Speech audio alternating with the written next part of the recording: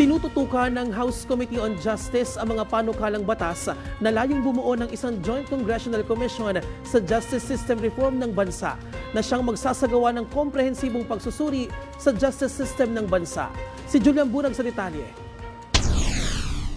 Tatlong mga kongresista ang nagsusulong na magkaroon ng isang Joint Congressional Commission sa bansa sa ilalim ng House Bill No. 7305, 7635 at 8856.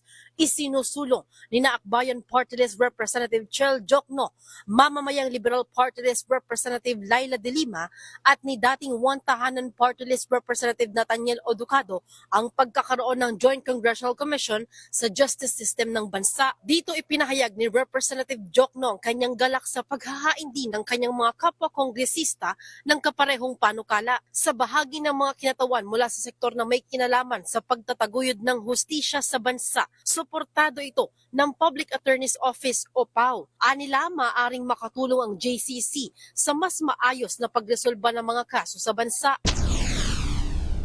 The Public Attorney's Office fully supports the creation of a Joint Congressional Commission on Justice System Reform, which aims to conduct a comprehensive assessment of the administration of the Philippine justice system. It is our humble position that it is well within the plenary power of the Congress to create a Justice Commission which will provide meaningful policy recommendations and reforms to the judiciary, considering that these are just mere recommendations.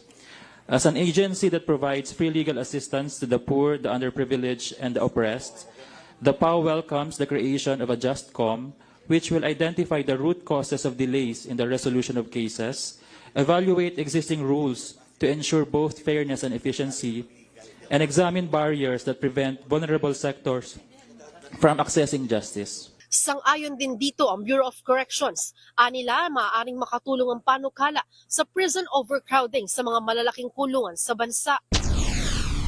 It would be a big step and a significant development in our justice system as it could provide solution to ongoing issues such as overcrowding, prison overcrowding, as well as future challenges in law implementation. Inaprobahan naman ng komite ang committee report para sa tatlong panukalang batas at nakatakdang sumalang sa consolidation. Bukod sa mga panukalang batas na ito, ilan pa sa mga tinalakay sa komite ang naturalization ng 4 na individual. Tiniyak naman ni Committee Chairperson Jervel Luistro na pag-aaralan ng komite ang kanilang petisyon para sa naturalization ng mga ito. Para sa totoong balita sa Bagong Pilipinas, Julian Bunag, Congress News.